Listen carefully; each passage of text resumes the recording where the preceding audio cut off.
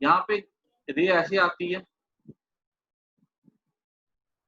और ये रे रिफ्लेक्ट होकर के ऐसे चली जाती है।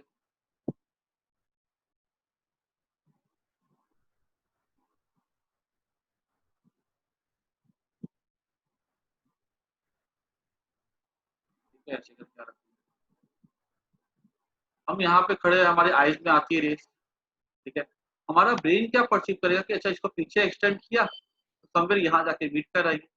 तो हमारे ब्रेन को क्या लगता है कि यहाँ पे क्या है इसकी, यहाँ पे इमेज। ठीक है, तो जहां पर भी, और ये कोई भी एक सिंगल लाइट रे, ठीक है, जो हम ड्रॉ करते हैं वो पूरा का पूरा उसमें कोडिंग होती है उस ऑब्जेक्ट के बारे में। ठीक है, पूरी की पूरी एक सिंगल रे रिप्रेजेंटेशन हो जाती है एनर्जी की, उसमें पूरी की पूरी कोडिंग होती है। और जिधर भी हमको अपीयर होता है मीट करते हुए, ठीक है, हमको वहां पे हमारा ब्रेन को लगता है कि वो इमेज है। और एक्सपीरियंस के साथ हमको ऑब्जेक्ट और इमेज में डिफरेंस करने आता है। लेकिन कितनी बार ऐसा होता है कि हम लोग ऐसी सिचुएशन में जाते हैं, ठीक है, जहाँ पे कंडीशन अलग ही होती है, हम उस कंडीशन से अडेप्टेड नहीं होते और हमको वहाँ पे ऑब्जेक्ट और इमेज जो होते हैं ना एक ही जैसे लगते हैं। जैसे कि तुमने पढ़ के रखा होगा मिराज, ठीक है, ऑप्टिकल इल्यूजन होता है, हमको दोनों एक जैसे लगते हैं देखने में, हमको पता नहीं चलता कि वो ऑब्जेक्ट है कि इमेज। ठीक है, तो हमारे ब्रेन के लिए जो होता है ना, डिफिकल्ट होता है ऑब्जेक्ट और इमेज को डिफ्रेंशिएट करना, ऐसा। अब अगर मान लो कि ये हमने सीख लिया कि हम किसी चीज को कैसे परसीव करते हैं, तो जिधर हमको वो बैकवर्ड एक्सटेंड कर देंगे, जहाँ पे मीट करते हुए हमारा ब्रेन फील करता है वहां पे होती है इमेज, या वहां पे हो सकता है ऑब्जेक्ट। मिरर हमने दो तरह के देखे, कॉन्वेक्स मिरर होता है, कॉनकेव मिरर होता है। ठीक है, अब बात थोड़ी सी मिरर की हम लोग और करते हैं। ठीक है, देखो मिरर जो होते हैं ना, उसमें एक टर्म होता है जिसको हम लोग यूज करते हैं, कर्वेचर। कर्वेचर मतलब क्या होता है मिरर में? कर्वेचर मतलब होता है कितना कोई चीज मुड़ा हुआ है। जैसे ये ऐसे है, ये ऐसे, ये देखो, ये ज्यादा मुड़ा हुआ है, इस पे बेंडिंग ज्यादा है, तो हम कहते हैं कि इसका कर्वेचर कैसा है, अलग है, इसका कर्वेचर कैसा है, अलग है। ठीक है, या ऐसा ले लिया अगर हम लोग, इसका कर्वेचर कैसा है, लेस है, इसका कर्वेचर कैसा है, मोर है। ठीक है, तो ये जो बेंडिंग होती है ना मिरर में, उसको हम लोग क्या बोलते हैं, कर्वेचर बोलते हैं। अब ऑब्वियस सी बात है, सेंटर कहाँ पर होगा वो कौन डिसाइड करता है, कर्वेचर, है ना।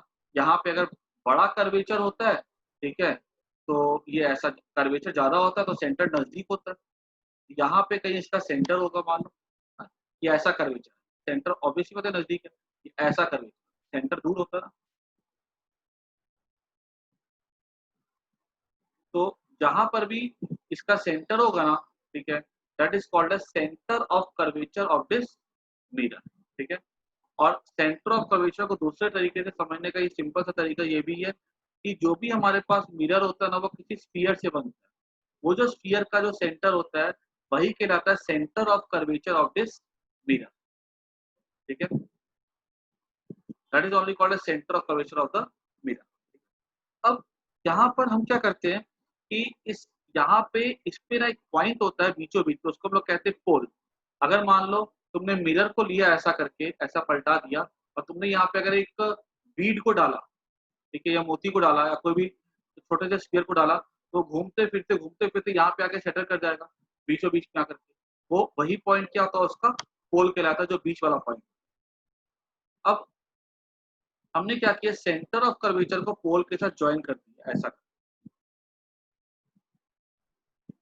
तो हम ज्वाइन करते हैं ना पोल को सेंटर ऑफ कर्वेचर के साथ, उस लाइन को हम लोग कहते हैं, this line is called as, PC is called principal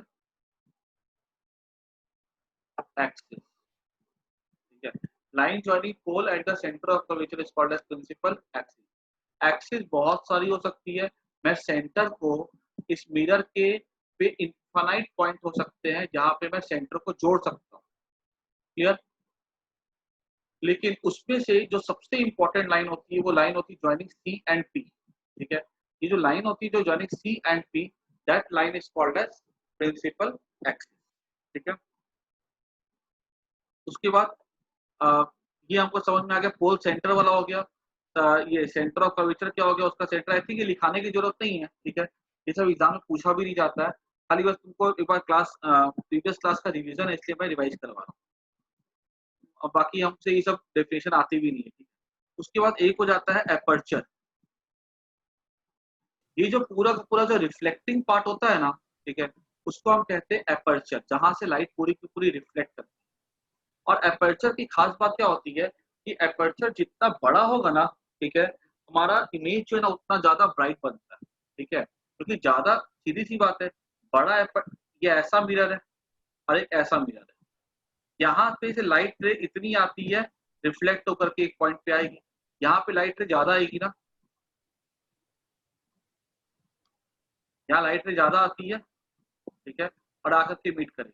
तो हम क्या बोलेंगे, ज्यादा लाइट एनर्जी आ रही है, ज्यादा रही है मतलब ज्यादा एनर्जी, तो यहाँ पे इमेज कैसी बनेगी, ब्राइट बनेगी। तो bigger aperture means brighter image. Aperture तुम यहाँ पे खाली लिख देता हूँ शॉर्ट में,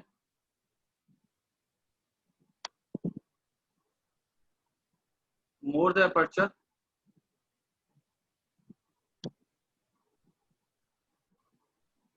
ब्राइटर इज द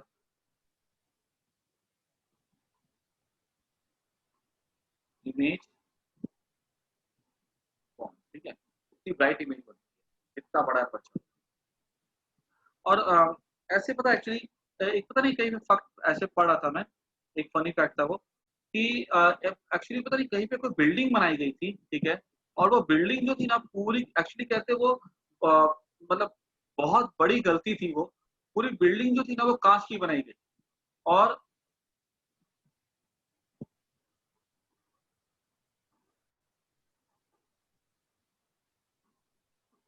ओके, मैं वीडियो रिकॉर्ड कर रहा हूँ, मैं भेज दूंगा, ठीक है। तो वहां जो बिल्डिंग जो बनाई गई थी ना, उस पे वो पूरी की पूरी कांच की बनाई गई थी। और वो जो बिल्डिंग एक्चुअली उस पर बहुत खर्चा हुआ, बहुत पूरा का पूरा कांच का था वो। तो कह अब उसका नुकसान क्या हुआ उस बिल्डिंग बनाने का, कि उस बिल्डिंग के पास कोई भी कार को कोई भी चीज खड़ा किया जाए ना, तो वो इतनी गर्म हो जाती थी कि वो पूरी तपने लगती थी, क्योंकि वो सनलाइट गिरती थी, ठीक है, और रिफ्लेक्ट होकर के सीधे मेटल के ऊपर गिरेगी तो वो कितना गर्म हो जाएगा। तो पता है उस बिल्डिंग के आजू बाजू कोई खड़ा ही नहीं होता था, और उसको उसके आजू बाजू के एरिया के पास कोई जाना ही नहीं चाहता था, पूरी मार्केट जो थी वहां की बंद हो गई, ठीक है। तो एक्चुअली ऐसा हुआ था। और ऐसा मैंने भी पढ़ा था कभी कि कोई पता नहीं कौन था, तो वो कोई किंग कोई मतलब किसी किंगडम पे ना अटैक होने वाला था, तो समुद्र से लोग आने वाले थे अटैक करने। तो उससे पूछा, राजा ने पूछा अपने, शायद एरिस्टोटल था कौन था, कि कोई उपाय बताओ कि इससे हम लोग बच सके, इसको मार सके। तो उसने क्या किया था, एक बहुत बड़ा मिरर बनवाया था, ठीक है, और उस मिरर से जो लाइट है ना, सनलाइट को रिफ्लेक्ट करवाई गई और फोकस करवाया गया था उस शिप के ऊपर। और कहते हैं कि इतनी ज्यादा हीट प्रोड्यूस हुई थी ना, क्योंकि अपर्चर बड़ा कर दिया गया, तो ज्यादा लाइट ज्यादा एनर्जी वहां पे कॉन्सेंट्रेट करेगी ना, इतनी ज्यादा हीट प्रोड्यूस हुई थी वहां पे कि वो लोग जो भी थे ना, दुश्मन वाले लोग सब पूरे तबाह हो गए, ठीक है। तो this is how the aperture plays a role, ठीक है। अच्छा, उसके बाद देखो, ये बेसिक बेसिक टर्म्स तुम लोग को आ गए। उसके बाद अगर यहाँ पे हम अगर रे को भेजते हैं पैरेलल, तो पैरेलल रेस क्या होती है, अगर वो प्रिंसिपल एक्सिस के पैरेलल हो, तो रेस क्या करती है, एक पॉइंट से पास होती है, उस पॉइंट को हम लोग कहते हैं फोकस, ठीक है। तो हमने एक चीज और सीख लिया यहाँ पे, फोकस, पॉइंट थ्रू विच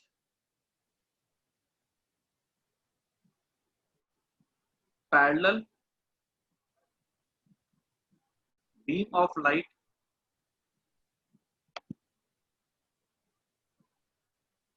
इन कॉन्केव मिरर पास, जिस पॉइंट से पास होती है उसको हम लोग कहते हैं कॉन्केव, ये फोकस कहते हैं, ठीक है। अब इसके पता है, जो तुम लोगों ने क्लास पढ़ा होगा रूल्स, ठीक है, छोटे छोटे रूल्स तुमने पढ़ के रखे होंगे, ठीक है। पहला रूल क्या था, कि कॉन्केव मिरर अगर हमारे पास है, अगर उसपे से मान लो कोई पैरेलल रे अगर पास होती है, तो वो कहाँ से पास करेगी, पैरेलल रे कहाँ से पास करेगी, फोकस से। सेकेंड रूल था, अगर मान लो कोई रे अगर फोकस से पास हो रही है तो वो रिफ्लेक्शन के बाद कैसी बन जाएगी, पैरेलल। ठीक है। और तीसरा रूल था, अब यहां पर मैं तुम्हें बताता हूं इस रूल में, जैसे कैसे प्लेन मिरर में हमारे पास एक नॉर्मल होता है कि अगर हमने इस नॉर्मल पे रे को भेजा तो वो रिफ्लेक्ट होकर उसी लाइन पे चला जाता है। इन द सेम वे और कॉन्केव मिरर, वो नॉर्मल क्या होता है, सेंटर हो जाता है, मतलब line joining any point and centre होती है। मतलब कि हमने सबने पढ़ के रखा है कि स्फीयर के लिए सेंटर क्या होता है, रेडियस हो जाता है ना, ये 90 डिग्री बनता है रेडियस, और ये सेंटर को मैंने अगर इससे ज्वाइन कर दिया, ये रेडियस हो गया, यही तो नॉर्मल बन गया। This is the normal for the, और ये जो नॉर्मल होता है ना, अगर हमने किसी रे को अगर ऐसा भेजा इस लाइन पे, ये लो ऐसा, तो क्या होता है, जैसे यहाँ पे भेजते नॉर्मल लौट करके उसी पाथ पे चली जाती है, यहाँ भेजेगा नॉर्मल लौट करके उसी पाथ पे चला जाएगा। ठीक है। तो ये तीन रूल होते हैं जो कि सबको याद होने चाहिए। ये सब तो क्लास क्या, लोअर क्लास के का है। ठीक है, सबको याद ही होगा वैसे। ठीक है, आई थिंक रूल लिखने की जरूरत नहीं है ना, रूल लिखने के लिए एग्जाम में आते हैं। ठीक है, तुम्हें पता होना चाहिए। ठीक है।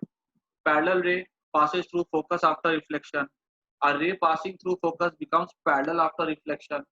A ray passing through center of curvature retraces the path. ठीक है, यहाँ पे लिखना retraces the path।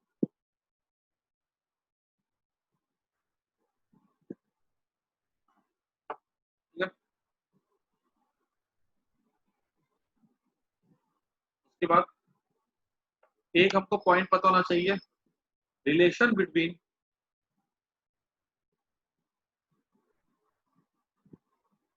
हाँ मैं छोड़ दूंगा 750 पे छोड़ दूंगा मैं, 750 तक छोड़ दूंगा मैं। Relation between R and F, actually बताओ, जितने भी चैप्टर्स है ना उसमें करंट इलेक्ट्रिसिटी है और रे ऑप्टिक्स ऐसा चैप्टर है जिसमें तुमने काफी मतलब कि एक तुमने अच्छा खासा परसेंटेज जो है ना क्लास 10th में पढ़ के रखा हो। अब यहाँ पे देखो relation between R and F क्या होता है, आर हो जाता है 2f के इक्वल। ठीक है, ये मैं तुमको ना फटाफट प्रूव भी कर देता हूँ, हालांकि ये वाला भी प्रूफ जो है ना कुछ खास बेसिक बेसिक प्रूफ होता है। मिरर है, फोकस है, इसका डबल कर दो, सेंटर है, यहाँ पे एक ऑब्जेक्ट पड़ा हुआ है। ठीक है, ये ऑब्जेक्ट से क्या है, एक रे निकलेगी,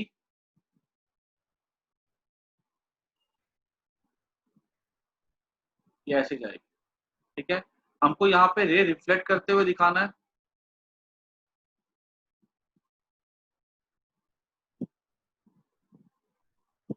तो एक,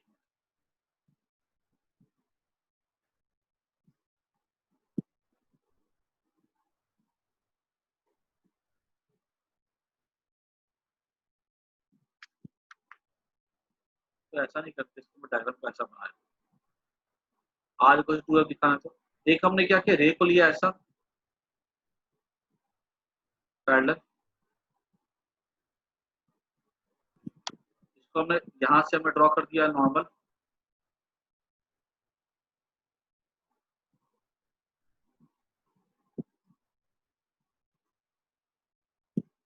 ठीक है, और ये हमारा हो जाएगा इंसिडेंट रे, ये कहाँ से पास करेगा, फोकस से,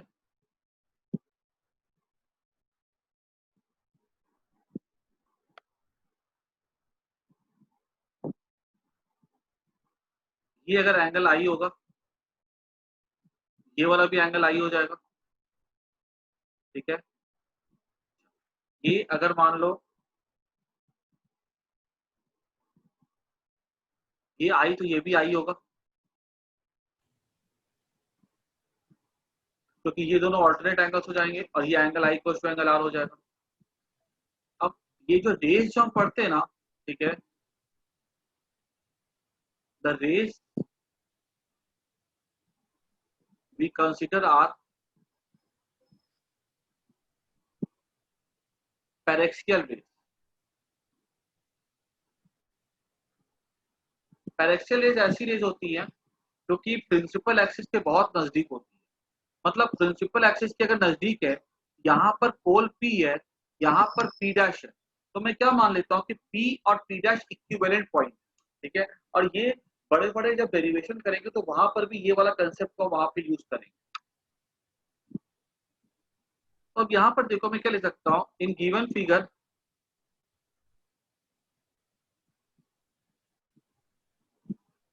P dash F equals to हो जाएगा FC।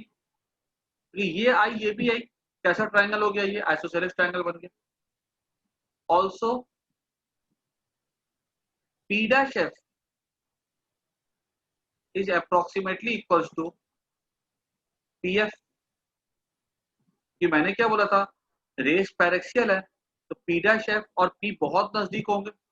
अगर ये बहुत नजदीक है, ये तो मैंने दिखाने के लिए दूर दिखाया है, ठीक है, ताकि विजिबल रहे। अदरवाइज ये P डैश तो यहाँ पे होगा एकदम नजदीक। Since P dash and P are very near, this implies that, अब और मैं क्या लिख सकता हूँ यहाँ पे equation, PC equals to PF plus FC।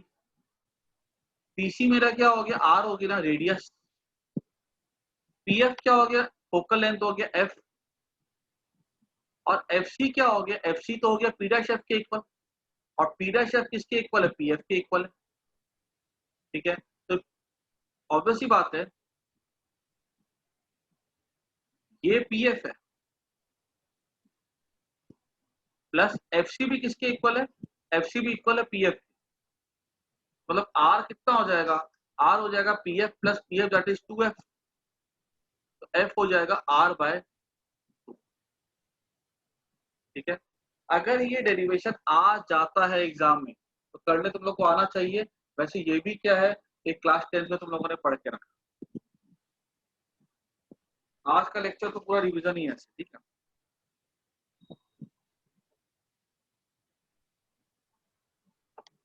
ये मैं थोड़ा फास्ट जा रहा हूँ की बात। अगर हमसे बोला जाएगा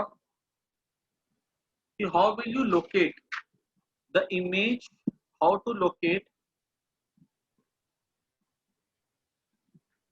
इमेज,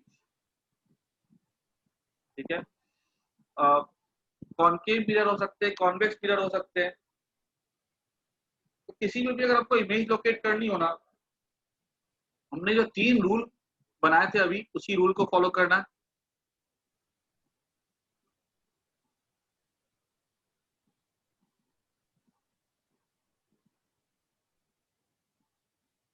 ये F ये C,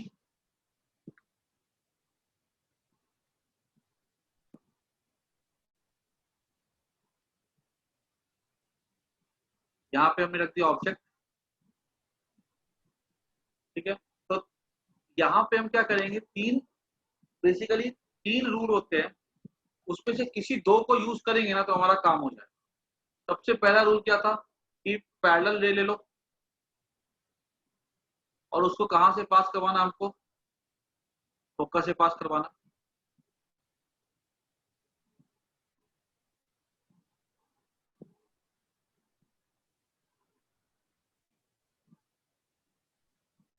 ठीक है। उसके बाद सेकेंड रूल क्या था, फोकस से ले लो रे,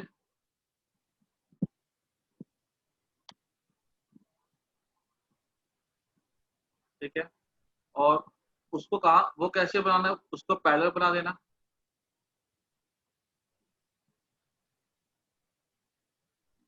ठीक है। और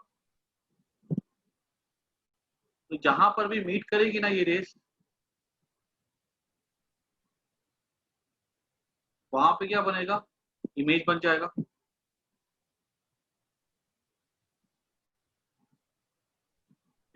और अगर मैं थोड़ा ध्यान से देखूं ना, तो ये अगर मान लो मैंने यहां से, अगर मैंने तीसरी रे ले ली, ठीक है, तो ये ऑब्जर्व किया जाएगा कि ये जो तीसरी रे जो जो सेंटर ऑफ कर्वेचर से पास हो रही है, वो भी रिफ्लेक्ट होकर उसी से पास करेगी, और तीनों रे एक ही पॉइंट पे मीट करेगी।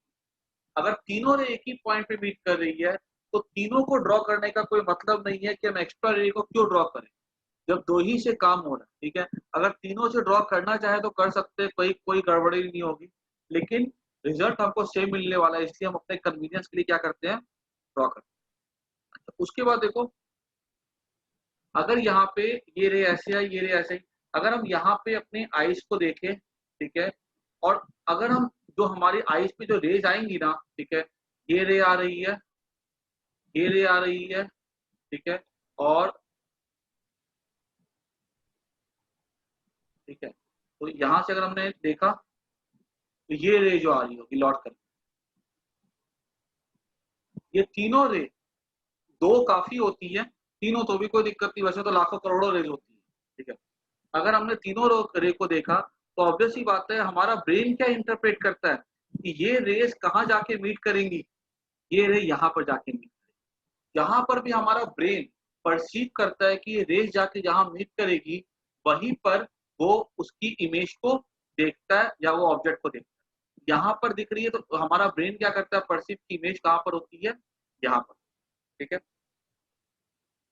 रे जो भी इमेज बनती है ना, उसकी बेसिकली कौन सी कैरेक्टरिस्टिक्स होती है, एक तो लोकेशन हो जाता है, दूसरा साइज हो जाता है, तीसरा ओरिएंटेशन हो जाता है, मतलब इन्वर्टेड है कि इरेक्ट है, चौथा टाइप ऑफ इमेज रियल है कि वर्चुअल है।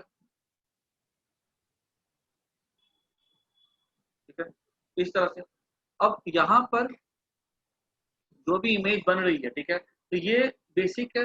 अब मैं तुम लोग को ना छोटे से रूल सिखा देता हूँ, अभी हम लोग सबका बैठ के ड्रॉ नहीं करेंगे, मैं तुमको रूल सिखा देता हूँ। ठीक है, कि क्या, एक ट्रिक बता देता हूँ कि ये फोकस है, ये सेंटर ऑफ कर्वेचर है। अगर इंफिनिटी होता है तो 1 2 3 4 5। ठीक है, जो बता रहा हूँ बस इतना याद रखना, ठीक है, बाकी जो तुम लोग पहले बना चुके हो, 1 2 3 4 5, यहाँ पे 1 2 3 4 5। अगर ऑब्जेक्ट इंफिनिटी पर है तो इमेज कहाँ बनता है, फोकस 1 और 1। अगर ऑब्जेक्ट बियॉन्ड सी है, ठीक है, ये किसके लिए, कॉनकेव मिरर के लिए। ठीक है, इसके 6 केस होते हैं, मैंने अभी 5 ही बताया। ठीक है, एक केस क्या वो पैटर्न में बैठेगा नहीं, उसको अलग से लिखा दूंगा। 2 में अगर ऑब्जेक्ट बियॉन्ड होता है तो इमेज बिटवीन एफ एंड सी बनता है, देखो 2 है तो 2 है। अगर ऑब्जेक्ट एट सी होता है, that is at centre of curvature होता है, तो image at centre of curvature ही बनता है। अगर object between F and C होता है तो वो बियॉन्ड सी बनता है, और अगर ऑब्जेक्ट एट एफ होता है तो इमेज बनता है एट इंफिनिटी।